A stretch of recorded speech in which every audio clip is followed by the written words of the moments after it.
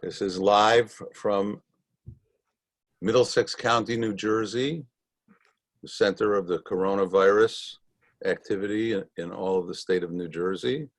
And it's not live from New York, it's Saturday night.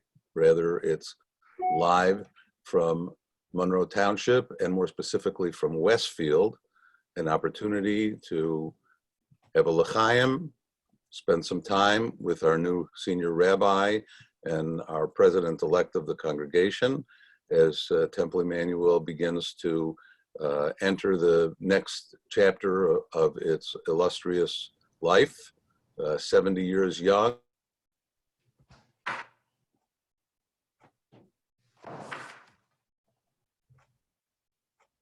Be the rabbi and the president 70 years from now,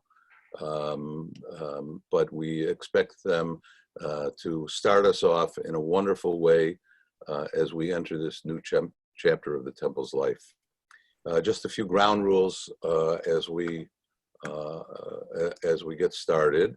First, everyone who is on the call is muted and will remain that way throughout the program, because we want to be able to make the best use of the time that we have together. You will know, for those of you who are not familiar with Zoom, there is down at the bottom of your picture, there is a place called chat. And in the chat room, you won't be able to chat amongst yourselves, but you will be able to ask questions in a little while. We're going to ask you to hold off on asking any questions that you might have now. The format that we're going to use is the following. We're going to invite Rabbi Prosnit and Terri Klass to each share a few words with us at the beginning.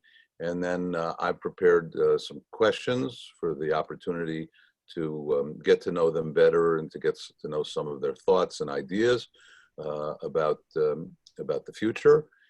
And then following that, time permitting, we will open up the chat room so that people can ask questions of them.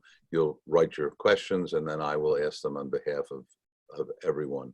By the way, I just want to add that this is the first of many of a series of opportunities for Terri and for Ethan to be able to share their thoughts and ideas going forward in the temple. Some of them will be parlor meetings. Some of them, and since we don't know yet when we will be able to gather in groups larger than a small handful, we're going to be operating on the basis of starting with Zoom calls like the one we're doing. In fact, you might say this is an experiment tonight. So we hope that you will enjoy the experiment, and certainly if you have suggestions following it, that you'll share them with us. I will serve as the moderator. And then we will really have the opportunity to listen and to learn and to share and to enjoy. So let's begin, if we can. Let's begin by asking Rabbi Prosnit to share a few words with us, opening, and then following that, Terri will share a few words with us, and then we'll enter into the questions. Just hold on a second. We're getting a whole bunch of people who are entering. And I will, and right now, just so you know, right now we've got about 54 people who have joined us, and isn't that lovely? So l'chaim to everybody, because remember, this is after dinner drinks with all of us, a lovely custom to begin and to share. Okay, so with that, Rabbi Prosnit, please. So l'chaim to life and to good health. I first wanted to just say that I hope you and your families are staying safe and healthy during this really challenging time, and know that my family is thinking about our congregational family as well. And we hope to continue, hopefully soon, to be together again. But this opportunity to be with you tonight on our screens and our little boxes is something that I am grateful for. And so I thought I would just start with a little Torah, because that's what a rabbi probably should do. I start with Torah from this week's Torah portion, and we got to study this Tuesday in Bible class, and we shared a little bit about that. This is all about the fixed times. It's the sacred moments in our lives, the holidays, and we learn what our Jewish calendar is like. But actually, in the beginning part of, or actually near the end of it, we also learn about the Ner Tamid, the eternal light. And we read that the Lord spoke to Moses saying, "Command the Israelite people to bring you clear oil of beaten olives for lighting, for kindling lamps regularly." So the last two words are to kindle, or three words are to kindle lamps regularly. And the Hebrew is Ner Tamid. And so when we think of the word Ner Tamid, we think of the eternal light. But actually the translation here is to light the lamps regularly. And then later on, it says that these lamps have to be lit from evening to dawn. It doesn't say all the time. This got me thinking, why have we translated Ner Tamid to make it the eternal light, that light that's always above our ark, that's always on? If you went into our building today, even though it's closed, that light is always on. And this got me thinking about, what does it mean to us as a Jewish community? Do we want our lamps lit regularly? Do we want our community to be a place where people can come when they need us? When it's a bar mitzvah, when it's a wedding, when it's a funeral, when it's just to educate their children? Or do we want to be a congregation that's a Ner Tamid that is continually lit, and that people are continually part of a congregation, of a community, of a family? And I hope that we can be an eternal light, at a place where you can be always, where you can feel connections always, not just at those high moments or low moments in our lives, those moments of the mundane, to those moments of education, to those moments of Shabbat. And that's something that I am excited to mark and excited to continue with, as this is a place where we can really feel connection always, that Ner Tamid. And I look forward to sharing a little bit more words about what that vision looks like. But I'm going to turn it over to Terri Klass to share some things as well. Okay. It's great to be with Rabbi Prosnit tonight and Rabbi Miller and the Temple community. I'm thrilled to be here. And I wanted to say that although we've been living through some difficult times, I feel that there remains such hope for the future of our Temple community. And we've been working so hard to do so many incredible things. So starting tonight, I invite you to join the journey with us tonight and to move forward with us and be part of the future of the Temple.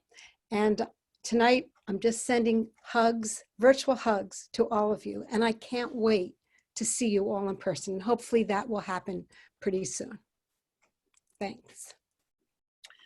Okay, very nice. I'd like to see if we can get to know you both a little bit better. So, Terri, I'm going to start with you and with this question. I've been blessed to have many presidents of my congregation over the course of the years, and just about all of them have told me that the best title they ever had was the title of past president. And they always say it with a smile, but I always know what that means. And some of them really are past, and we hardly ever see them ever again.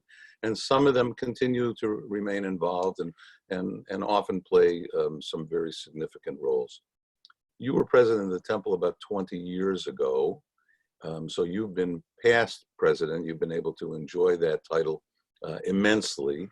What made you, when you were called upon, what made you decide to take the title of past off of your resume and become the active president of the congregation again? Such a good question, Rabbi Miller. So agreed is probably the operative word here. It was a little scary, absolutely very, very scary for me, because I did love being past president. It is a wonderful, wonderful position. But then I decided I really needed to step up to this transitional president at this time for our congregation. And I did it because the truth is, I love our Temple community. It is a Jewish home for me. It has been a Jewish home that my husband Rick and I have raised our family in. It has been a Jewish home for our daughters, who not only learned about Judaism, but became bat mitzvah in our Temple community, became confirmed in our Temple community, and also stood on the chuppah, not the chuppah, the bima, with their future husbands at the time, and were blessed at their upruffs. So the Temple is my home, and I hope that I can share that concept with all of you beginning tonight. And I also think I came to this crossroad for another reason. For many of you that may know, I am a leadership development leader, and I think that I worked my whole career to reach this point. It's so interesting. And I think all the things I've learned over the past 20 or 25 years has given me the opportunity to use them in helping to develop the future leadership pipeline at Temple Emanu-El. And I'm very excited to do it. I'm very excited to build a team of leaders who I hope will earn your trust, be open to all of you, and be part of a community that really is transparent. So as we build this sacred partnership with our clergy, with our staff, and with the community, I hope I can lead it and earn your trust as well. Thank you. Thanks for sharing that. Rabbi Prosnit, as you know, I'm sure, as well as anybody, many rabbis' children flee the synagogue as quickly as they possibly can, because they often had to share their parents with the temple, and so they want to forge a whole new stage of their life and a whole new direction for their life. But some, on occasion, decide, no, I want to go in the family business. They found it to be so affirming that they decided that this was the right kind of thing. So could you share with us a little bit about why you decided to become a rabbi? Yeah. I saw the household that my father and mother create as something that I wanted to model. And that the congregation, like Terri said, was a home for my family growing up. And that's where many of our closest friends are from and are still today from. And I saw a congregation that welcomed us as well as supported us through our Jewish journey. And I always say that if my dad and mom if my dad didn't like being a rabbi, like I wouldn't be here. And my dad always enjoyed, or I think most of the time enjoyed being a rabbi. And he modeled what a rabbinic career could look like. He was at B'nai Israel in Bridgeport, Connecticut for over 30 years and just retired last year. And that was a place that that he was able to thrive and think big. And that's something that I'm excited to do. The rabbinate for me, I pushed off a little bit because I don't want people to say, oh, you just went into the family business. Like, oh, you just became a doctor, you just became a rabbi. But it was a place for me where I can bring my passions, and that's of teaching. So before rabbinical school, I taught high school history in Worcester, Massachusetts. And then I was also the tennis coach up there, which was, I like being called rabbi, but I loved being called coach. That was like the best thing when your kids called you coach on the tennis courts. And then I also worked at Tufts Hillel, working with Jewish students and building community there and doing a lot of social justice work at Tufts Hillel. And I saw the rabbinate as a place that I can mold and bring both of those ideas of teaching as well as social justice work, and also building Jewish community and creating sacred time as a place that I can really do that. And I loved it.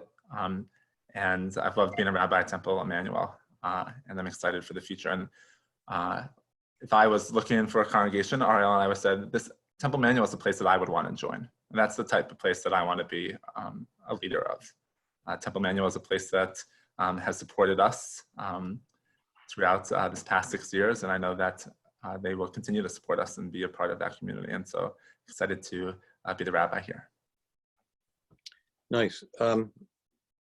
Ethan, what do you consider to be the greatest challenges ahead for the next few years for Temple Emanu-El? I think that I shared a little bit in like my quick devar in the beginning. I want to make sure that we create perhaps what it might feel like to some people a corporate institution and make sure it's a sacred institution. And then I want to make sure that we are creating moments of holiness and kedusha between each other, and that whatever we're doing, and I think that's a challenge when we're a large congregation. And sometimes people just say, I want to be a part of this. I want to make sure that we're creating moments of belonging. And I think that is a challenge that we face, especially in 21st century Judaism. And it's people like a la carte Judaism now. They like to create their own Starbucks coffee the way they want it. And so they want to create their Judaism the way they want it. And so while I want to make sure that we can offer that, I also want to make sure that people feel like this is actually a place that I belong. And how do we balance that? And how do we say, this is a place that I want you to get your hands dirty. I want you to get your minds like thinking and be a part of this community. I think that's a challenge that we face. I also think a challenge right now is the COVID-19, right? We have to think of, and I think it's an opportunity as well. We have to think about what does it look like right now to be separate, but also connected, and how can we continue to move forward with the plans that we have, the vision we have, when perhaps we can't, or we might not always be able to gather in those big groups like we have. So I think that's a challenge that we face too. And Terri, what do you consider to be the greatest challenges for the temple in the next few years? So I would say two big challenges. The first one, we really have to focus on rebuilding our membership. For many of you, we really have lost some members, and I really want to take the time to build membership. And in addition, pivot, just as Rabbi Prosnit was saying, to a more relationship building culture. So we go to services, we go to classes, we go to religious school, we go to nursery school, we go to all different events. I don't want to be about a temple that just does stuff. I really want to be about us connecting with each other and creating meaningful relationships with each other. That's what's going to keep us strong and keep us caring. And we're going to focus on ways to connect, not just do things and go to places. So I've got a lot of exciting things starting to rev up with that. And I really think that's how we're going to build our caring community. And the second challenge I have is really putting the temple in good financial condition. And to do this, I'm going to start a future planning task force that's going to look at our finances for the next 3 to 5 years. I want to be responsible financially. And I also want to create a culture of giving and philanthropy so that we can support this financial piece and be responsible. And I hope you all will join me. I want to become the temple that is considered the most generous, giving kind of temple. I want to be that. And I think we can be that. And we've already started to do it. And you guys have been amazing. We created the COVID-19 Relief Fund. And people have been so, so generous. And, you know, I looked at this fund. You know what I think of it as?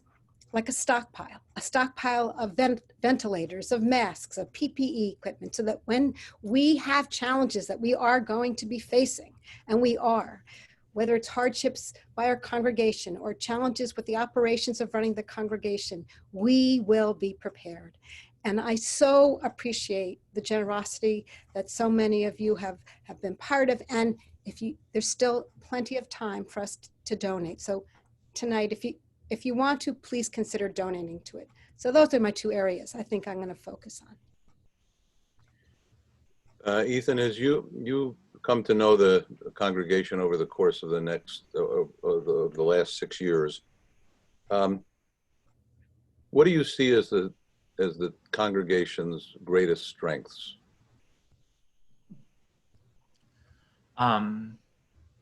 First, it's the people. It's the 64 people on this call tonight, right?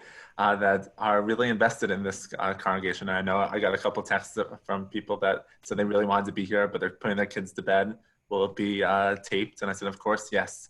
I think people really care deeply about this congregation and want to see it as that shining light, not just for Westfield, but for the entire Reform movement, entire Jewry as well. And so we have been on the cutting edge of certain areas, and I hope that we can continue to do that.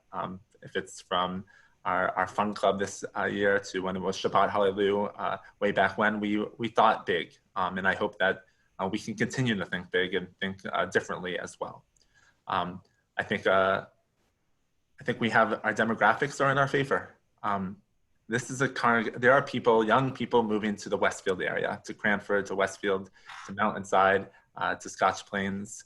There are Jews moving here. I hear people moving always from Hoboken or the Upper East Side. And so unlike other Jewish communities, we're not a shrinking Jewish community.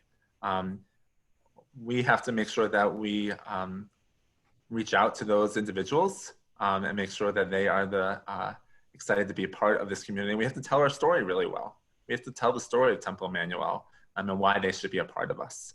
So I think the people are wonderful. Our demographics are in our favor. And then I would say also that I'm excited about the team that we are creating. We have got an email today saying that we just hired some really exciting people. Samara Schwartz, who I think might be on this call, and that says a lot, that she's here listening to what our visions are for this congregation. She's coming from Texas, and I know that she's gonna continue to create a really strong youth learning and engagement team and think about our religious school differently. We hired Victor Appel, who is a really seasoned rabbi who is a dynamic and a mensch. And he's already been teaching in our community as part of Holy Scrollers. And with our help from Jill and our ECE, which has a waiting list, which is amazing, and we should feel really proud with that, and Cantor Novick and Alice, I think that the team that we are creating is really exciting and I think also visionary. Yes. And Terri, if you can respond to that same question, what do you think are the strengths? Yeah, I share a lot of the strengths that Rabbi Prosnit talked about. But first I want to say, we are a strong, resilient, courageous congregation. I believe in us. I believe in us, and that's another reason I also agreed to step up. I believe that we are extraordinary and we can rebuild. We can rebuild and be that amazing congregation. I feel that we are the spiritual center of this entire area. I feel led by our new senior rabbi, Rabbi Prosnit, our beloved Cantor Novick. We can march forward in a very, very courageous way. And I also want to thank Rabbi Miller for helping us so much during this difficult year in helping us transition from a sad part of our community life to a very resilient piece and a very exciting, forward-looking piece. And I can't thank you enough for all your guidance and your support and your care of us. It was extraordinary. I also think that we have a very strong, as Rabbi Prosnit said, administrative staff. And let's not leave out our Mike Kenny, right? Our Director of Facilities and Operations. He actually has a new title, who has kept our buildings safe and healthy. We are so, so appreciative of all that he has done. And as Rabbi Prosnit said, we are the envy of so many of our ECE program and our youth learning and engagement programs. People would love to just have that in their temple communities. And as also, we have a very diverse demographic that we can draw upon for learning. We have people attending programs, all age groups, who love it and they look forward. And you know, it's so interesting with the virtual learning, we have really gained viewership. So that's been a real positive, and we've learned a lot through this process. So I want you to think a little bit of a visual in terms of our temple community. We could be just the building at 756 East Broad Street. Or we can think of us differently as a foundation stone for the whole community. So if you enter Broad Street from Route 22 coming to the downtown area, what do you have to pass? You have to pass 756 East Broad Street. We are 756 East Broad Street. We are that community, and we are so important, and we are so strong. So I see that as our future. And Yeah, Ethan. I think we also, right, we have strong leaders that we are standing our shoulders on as well. And I know that for me, Rabbi Koloff and you, Rabbi Miller, have been an integral part of making sure where we are today. And I think that's something that we have a strong history of 70 years that we need to celebrate, and a strong moral voice, which I am proud of as well, that I think that is one of our successes as a congregation too. And can I add one more thing too? We also have a new incoming energized board of trustees that I'm so proud of and so looking forward to working with, who will earn your trust. I promise you. They will be open, they will be transparent, they will share the good and the bad and everything in between. But we will earn that trust. And that's what I'm really going to focus on. That's very, very important. So I'm a single malt Scotch drinker, and I was taught quite a number of years ago that if you put in 1 or 2 or at most 3 drops of water into a glass of Scotch, it changes the taste significantly. And one would think, well, why would you do something like that? Why ruin really good Scotch? And a friend of mine said, because you have to have a little touch of reality in order for the Scotch to really taste as good as it's supposed to. So a little touch of reality. Do you have any fears about the next few years of the temple under your leadership? And let's start with Terri and then go to Ethan. Of course. I have lots of fears. Look, a temple is not made up of a rabbi and a president alone. We can't do it by ourselves. We can't build a strong, resilient community without all of you. So one of my fears in creating this sacred community is doing it alone. I can't do it alone. I need all of you with me. I need all of you to step up and be part of it and want to rebuild and want to make it an exciting place to be again. And I invite all of you, and I hope that in any way that you are interested, you can become part of it. Call me. I'm approachable. I'm that kind of a person, and I will listen. I'm a great listener. And I really want you to become part of who we are. And I also have a fear that sometimes I might have to share some difficult information. And I worry that I'm going to be pounced upon. And what I ask all of you is, please share with me honest, authentic feedback, but do it with care and with respect. And I promise you, I will listen. And together, we will brainstorm fantastic solutions together. I am that kind of person, and I will include your ideas and your suggestions. But please step up and help me and become part of this. And I feel so lucky to be in this situation again. And thank you for letting me be this leader for you again.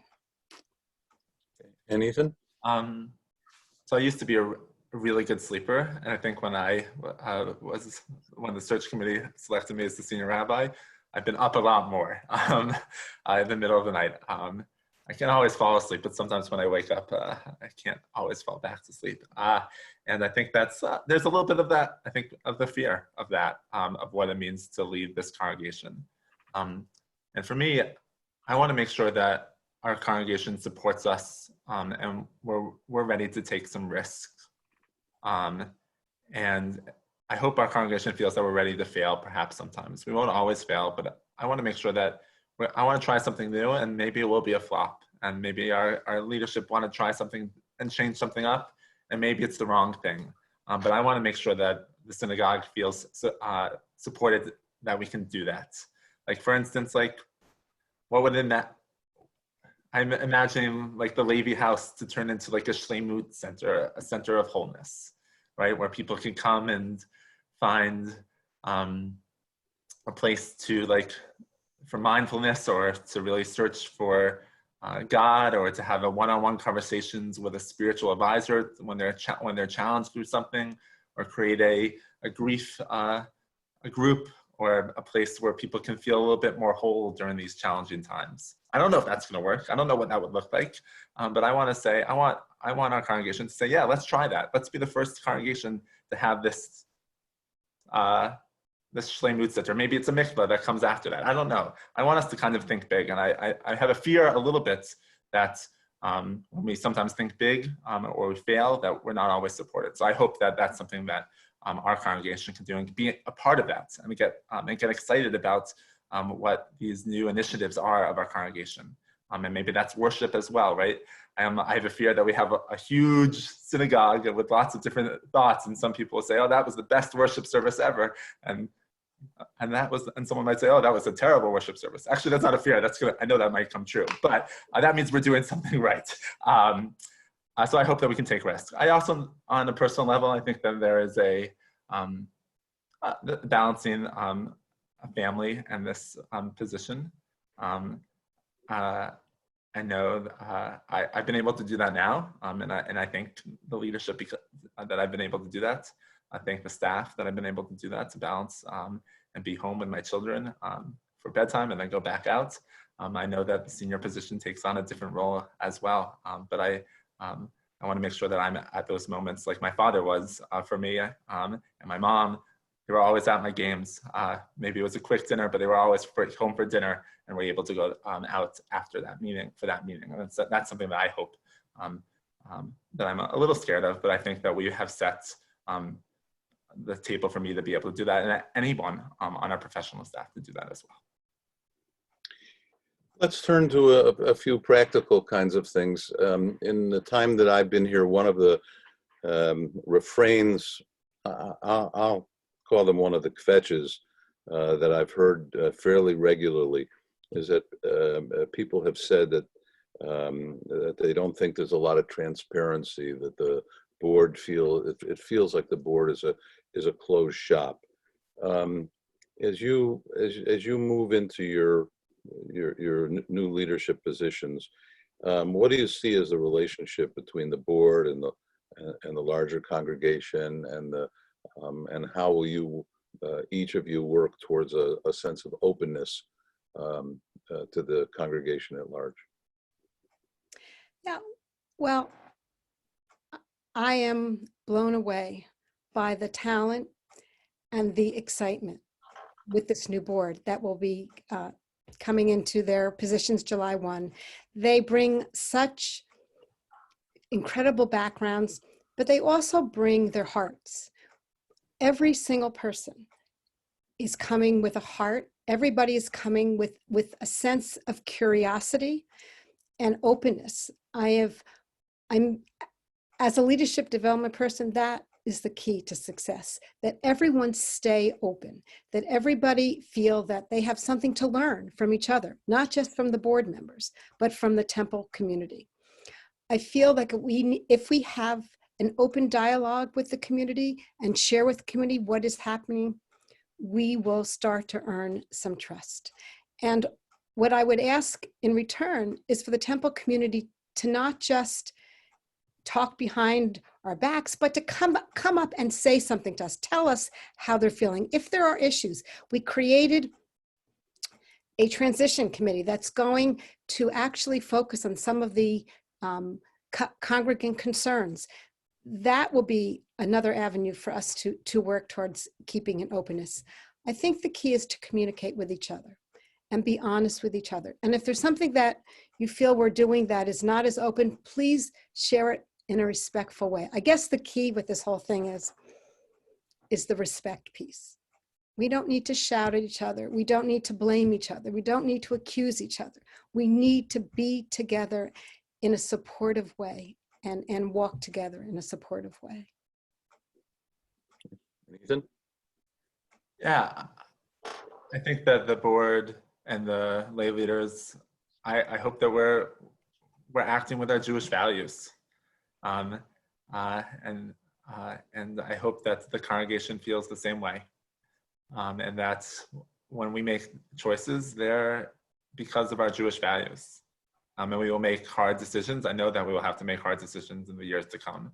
But we're doing that with the utmost of respect, the utmost of transparency, and making sure that we do it right. I would say my door is usually always open when I'm in the office. And I hope that people can say they can come to me with ideas or concerns, and that I would share that with Terri. And as a leadership team, we would kind of say, this is what we're hearing, and this is what we might need to do, and have other people involved in decision makings when we need to, and make sure that we are hearing what the tone of our congregation is all about as well. By the way, some of these questions that I'm asking now are questions that have come into the chat room. So if anyone wants to ask them, please put them in the chat now, and I'm kind of working them into the things that we're doing. Most of the people who are on the call are fairly familiar names and faces, people who cared about the congregation for a long time. Let's start with you on this question, Ethan. What would you see as the way in which you will engage the newer members and work to keep them engaged? And then Terri, if you can respond to that as well. So I think that we have to make sure that new members feel, I think, so there's two answers, right? We have to make sure that the new members that automatically come to us through perhaps our preschool and through our early and our religious school feel connected at first, right? And that they're not just coming here to teach their students Jewish values and the holidays in Hebrew, which is important, but also that they are part of this larger Jewish community, and that we need them here to be a part of it.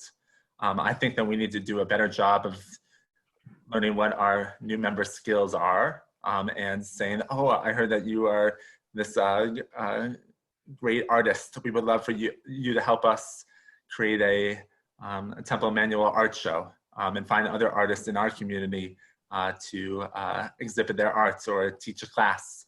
I think we have many people who are talented in our congregation. I want them to teach the people in our congregation as well. We have people who are very wise and are experts in their field. I would love for someone to say, yeah, I'm a professor of history. I want to teach about Jews and the Civil War. And so how do we engage our members right when they come in and get to really know them on a personal basis? I also think we need to create smaller groups where members get to know each other better. And maybe that's through interest, right? Maybe we start creating a group that's really interested in hiking. It's peer-led, and they kind of created their own covenant. They're going to meet once a month, and they're going to go on hikes with their families, and kind of match people with like interest groups, similar to Havaraz, but a different model by perhaps it's by something that they really enjoy or something that they want to dig deeper into. Maybe it's meditation, or maybe they want to study Musar, Jewish ethics, and that's a group of people that we can form together. I think the way we can welcome new members in is if we kind of welcome them really, and then have them get to know the congregation, invite them to come to Shabbat. I want to invite them to my house, right? And say, come have Havdalah with Ariel and my kids and celebrate this with us. Come into our sukkah, right? I want my sukkah filled every night, right? And with perhaps a new member or a couple new members where they get to meet and feel that the clergy are approachable, as well as the lay leaders. And maybe it would be awesome to have our lay leaders say, I want new members to be invited into my sukkah or my home for Shabbat dinner. Come to services and then come to my house after for Shabbat dinner. I think if we can start building those touch points, I think that would be really helpful. Yeah, I love everything you said, Rabbi Prosnit. And I think it is about building these relationships. It's about making sure our new members get connected. Think about when you all were a new member. It was kind of, I mean, maybe you joined with some of your friends, but it was a little daunting. How are you going to become part of this big, huge temple community? I remember I walked in, I dropped off my kids at Sunday school, and I walked in, and somebody who was still a temple member, who I adore, approached me and said, Terri, you know, tell me what you like, tell me what you're doing. Would you like to join the new members committee? And just like that, I was invited. I was asked. And I think that is the key. We have to ask our new members to be part of something. And not only ask them, but bring them. And we talked about, help them join, become a buddy, you know, help them figure out what part of the temple community is really meaningful. We have to be there for each other. And you know what? It's not just about new members, right? It's about members who have been part of our community for many years, because many of us go through all different life cycles, right? Some of us started with kids there. Now our kids aren't there. Now we feel like, oh my gosh, where do I fit in? What is the temple, you know, there? What am I going to do in the temple? So this engagement piece is huge. And that is something I'm really going to have the leadership focus on and find ways to, and we need your input too, find ways to re-engage and become connected. But we're going to reach out. We're going to figure out a way to touch and connect with each of your lives. That's what is important. Can you talk a little bit about? I think we will need to ask people. I also think we need to appreciate people more. I think we need to thank people more. There are a lot of people that do amazing things, and we don't acknowledge them at our synagogue. And I wanted to make sure that we are grateful for people's hard work, people planning events, people donating. I think I want to make sure that we're recognizing people who have been members for 36 years or 40 years with a big dinner, right? We should be celebrating the people that have made a commitment to be a part of this community. And that's something that I hope that we can feel as this year goes forward, that we are appreciated. We feel we belong here, and they know that, and we are excited for them to recognize that as well. Terri, can you talk a little bit about the this new members program that you've been contemplating and discussing with your membership group? Yeah, so putting together committees is part of the work of a president. And what I'm trying to do is create a membership committee that will not only be connected with new members, but also focus on the engagement of membership of every demographic in the temple community, because I really feel that that has been the missing piece. I have a great group of people who want to help bring membership in, but also stay with them. We have a program that we're kind of tweaking called a membership,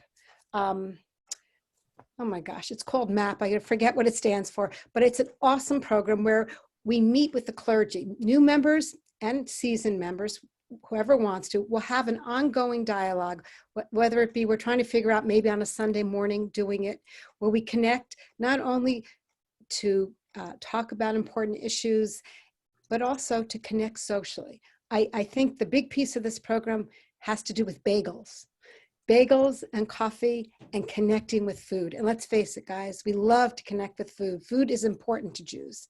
And sitting around and connecting in a social way, that's the piece. It's the social piece that's also going to help us. So I will, keep you updated on how it goes. But I think this committee is, and it's getting larger and larger. And if you'd like to be part of it and help with that, please reach out. Let me know. I will connect you with the committee. They're just in the beginning of forming it. I think it will be extraordinary. Nice. Ethan, if you could touch a little bit on the subject of Israel. because it's my understanding that Temple Emanu-El has not had a temple trip to We're Israel. gonna have a temple trip to Israel, so I hope that you all sign up. I hope that you sign up for it. And I think we should. I believe that Temple Emanu-El should have a trip to Israel every single year. We're a large enough congregation to say, let's get to Israel. And it could be a second timers trip. It could be a family trip. It could be a trip all about the environment in Israel. But I think that we need to make sure that we are committed. And the first way that we show that we're committed to Israel is by going there. And I'm excited that we will hopefully launch a trip to Israel after this COVID-19 and start planning our first trip to Israel in a long time. Right? We haven't been to Israel since I've been here, and we need to be back there. And I think that's another way that we as Temple members can really get bond. I've heard, I've seen those books of when there was a family trip, and they build connections, and that's something that I really look forward to doing. I think we also need to continue to support our Shlicha program through Jewish Federation, and I think partner with perhaps the JCC and Federation to really say we want Israel to be a key component of our temple life here, as well as let's have a congregational trip to different policy conferences as well. I think that we need to make sure that we continue to study about Israel, to learn about Israel, and to feel connected to Israel. We're going to take a few more minutes. There are a few people who have asked. I'm a little reluctant to bring up the subject, but a few people have asked, what do you anticipate about the upgrading of the temple's facilities? We need to. I want people to feel that they are proud to enter their home. We're not going, it's something that's on our minds and something that we're going to continue to think about, and something that I hope to do that in the near future. I want a place that is shows our pride, shows our joy, shows our accessibility, shows a place that creates perhaps awe when we walk in as well. And I know that this is not the time for it now, but I hope that we can create a vision of what a congregational building can look like, and shares this is what Temple Emanu-El is in the 21st century. I think a building is a place to do that. I think programming is a place to do that, but I also think the most important thing to do that is the community, and making people feel that they are connected and have ownership in that as well.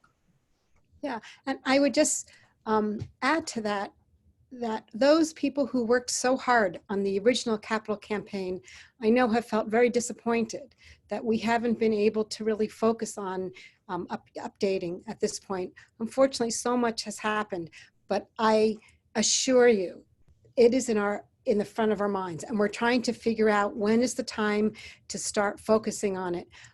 Once we get through this virus piece, and once we get moving here, I really think we're going to make a quick turnaround. Again, I have this development group committee that we've formed as well, they're extraordinary. They're coming up with such exciting projects for us to focus on, and events to focus on that will really connect us, that will really pull us together. I think you are all going to be thrilled when you hear about some of the things that we really want to do. Okay, so people who have known me for a long time know that I'm a Meshuggah, meaning that when I get an idea in my head, I continue to drive people crazy until eventually they come around to doing the things that I wanted. First thing I noticed when I walked into the building last July was the carpet that runs from the front of the building to the end of the building. And I started asking people, so tell me about the carpet. And some people said to me, why? They didn't even notice anything about the carpet. And I said, well, because I don't know, it looks to me like like maybe you're getting ready to close up. That you know, in retail, you know, they know that if the first thing you do when you walk in is the place has to look like it's really welcoming and that it's important. And I drove people crazy for several months of about the carpet. Even Mike Kenny, I drove so crazy that he went out and he got some samples, and he even got some prices. And I talked to Rabbi Kroloff about it, and he told me that the carpet was probably put in 1986, and I can't think of too many people who have carpets like that. And then the COVID-19 hit us, and I stopped talking about the carpet because things were much more important than the carpet, and they still remain much more important than the carpet. But hopefully COVID-19 will come and pass. And then the real question is not about the carpet, but about, as Rabbi Prosnit said, people feeling really proud of your sacred home and of what it is that you want it to be. And I'm sure, as Terri has said, that then you'll be ready to start really making plans about what that should look like, which probably already will be very different than whatever plans you may have put together a few years ago, because the 21st century now is very different than the end of the 20th century. We're gonna bring the conversation to a close, and so to anyone who asked the question and I didn't answer it, please, you certainly can be in touch with Terri and with Ethan. They will be happy to answer them. I apologize for not getting all of the questions in, although I hope I got most of them. I would like to ask each of you, if you would please, to say a few closing remarks, and then we will, as a community, I'm hoping that everybody still has their drinks in hand. As a community, we will make one last l'chaim and close for the evening. And then there, as Ethan said, this is being recorded, so people will be able to watch if they didn't get to be on tonight. And there will be more opportunities that are being planned by the transition team so that more and more people in the congregation will be able to participate. Okay, so Terri, why don't we begin with you, and then Ethan will give you the last word. Of course, a rabbi always gets the last word. That's how it goes. So, first of all, thank you all for coming tonight and being interested in what was happening with our temple community. I feel the warmth. I feel the connection. I know we can do this together. Know that I have your best interests at heart, and I lead with my heart as well. And for those of you who know me know that, but I am all about caring and connecting and being there for you. Please try to share with me what your thoughts are. I know it's been a difficult transition for all of us. And let's just think about our future. Let's try, we went through our listening campaign. We're really ready to move forward and to think about how we want our future to look. Bringing me in, I hope, was a positive for you to think about this connecting piece from the past to the future. Most important, try to stay open, try to stay curious, and be part of our future journey together. And I welcome you all to join and help me with this. I beg you, I can't do this alone. I really, really need all your support, and I know we can do it together and really rebuild Temple Emanu-El to the temple we really know it to be and want it to be. We can do this together. So thank you again for joining us, and thank you to Terri and Rabbi Miller for this conversation. I'm really excited to be working with Terri and all of you to make sure that our congregation is strong for the next 70 years as well. I started my vision statement when I applied for this job with a text from Isaiah.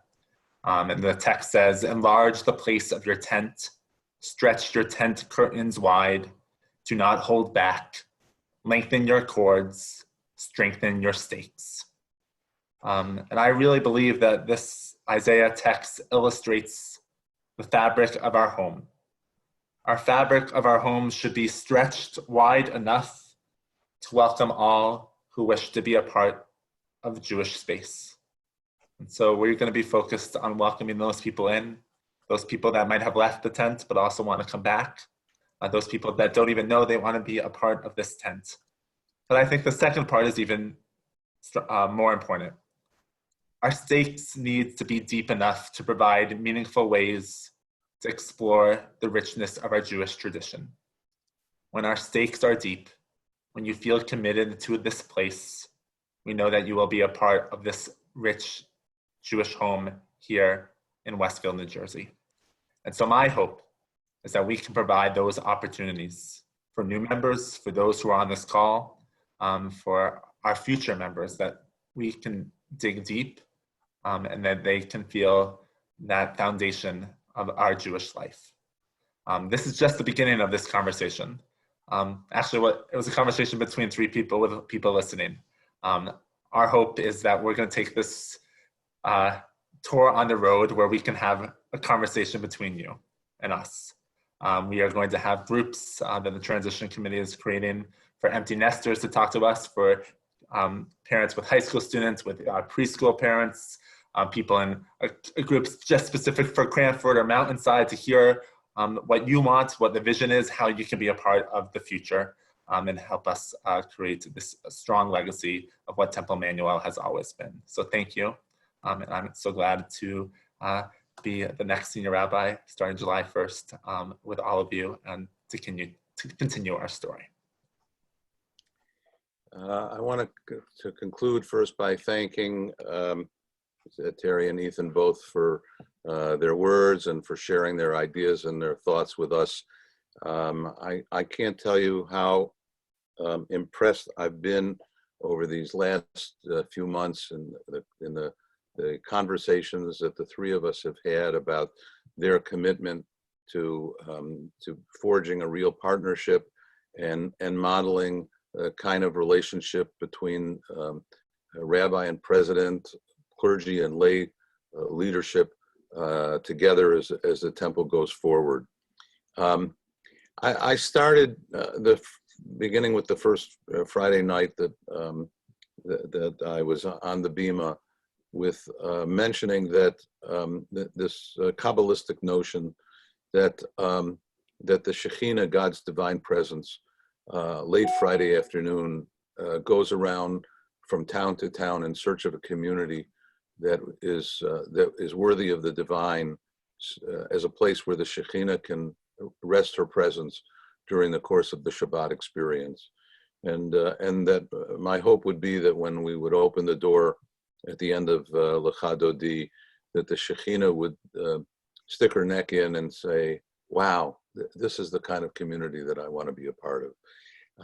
I believe that what we've been hearing tonight and in the smaller conversations that I'm sure will continue to unfold and become more public in the coming weeks and months, that your rabbi and your incoming president are working hard to build a community that is truly worthy of the divine, and that when the building is reopened and when people start coming in, that you'll say, as you did for many years, as I, from a bit of a distance, watched in awe of the Temple Emanu-El that I saw over the course of my years here in New Jersey, that you will say, this is a place where God's presence can be felt by the human touch and by the reaching out and by the openness and the generosity, all of the things that the two of you spoke to. So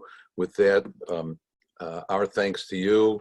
If any of you still have cups that have anything left in them, please raise them. Let's wish a l'chaim to both Terri and to Ethan as they begin to start their leadership for the coming years ahead. L'chaim to everybody. L'chaim to all of us. And I'm gonna, Jackie, if you can, let's unmute everybody and let them, anybody who wants to schmooze for a couple of minutes. Before everybody drops off. Thank you, Jackie. Yes. Thank you, everybody. Hey, there we go. We got. Thank you, Terri. Hello, everyone. So great to see you all. There we go. Wishing you all the best of luck. Nice. Just say goodnight, everybody. Thank you. Good night, everybody. Good night. Have a good night, everyone. Everybody. Thank you. Well. Bye, thank you. Nice to see so many familiar faces. It was very good to be here. What? It is. They're all Good night. familiar faces. Congratulations. Right. No, Ethan. Mike? I think I see the top of Terri. Hi, Mikey. Good night, everybody. Yeah, good night. Is he still on? Nice to see you. Starbucks is reopened. Hey, Mikey. Hello. Everyone's snoozing. Look at that. Depends on Ronnie Epstein. No. Well, she wasn't listed on thing. Oh, good. See yourself? Hey, Janice. Hi, Marilyn. Nice to see you. Nice to Why don't see you leave? You're Red Room. I'm gonna leave. We have to stop meeting like this. Really? Leaving the meeting. Hi, Meryl. Nice to see you, hear you, see your name. Lots of people. I told you were on to Florida. Yeah, facing me. That's what. Carol, mazel tov on your grandchild. Thank you. Can you hear me? Yeah, we can hear you. Yes, can. Hi, Meryl. Let's Yeah. talk. Is everyone healthy? Yes. Thank God. Hello, everybody. There you Hi. Hi, Rabbi Kola. Nice Hi, great conversation. Good, wonderful. Great conversation. Hi, Crow. Yeah, hi. I like her. Wonderful rabbi, wonderful president. Yeah. Thank you. Starting with the old, yeah. Hi. To all of you. Hey. So much. Hi, Hannah. Good night. Everybody. Yeah. Thank you very much. Our Friday night, this is why, yeah. Can't wait to get back to services. Yeah. See you all. It's Church Friday. Bye-bye. Bye, bye-bye. Bye. Good night, everyone. Good night. Bye. Great. Bye. Bye-bye. Good night. Good night. Night, everyone. Good night. Good night. Chet. Hi, Chet. Hi, Chet. Hi, Terry. Hi, Chuck. Chet, Hey, Chet. How are you guys? Wonderful to see you, Chet. Good to see you. so good to see you. Oh, How wow. about that, Terry? Hey, Terry. Yes, so A good. glutton for punishment, but Yes, thank God. And lots of luck. Terry is my favorite name. Oh, Chet, so good to see your face. So good. You too. Oh, so wonderful. Everyone, so great to see everyone. Bye-bye. Bye-bye now. Have a good night, everyone. You too.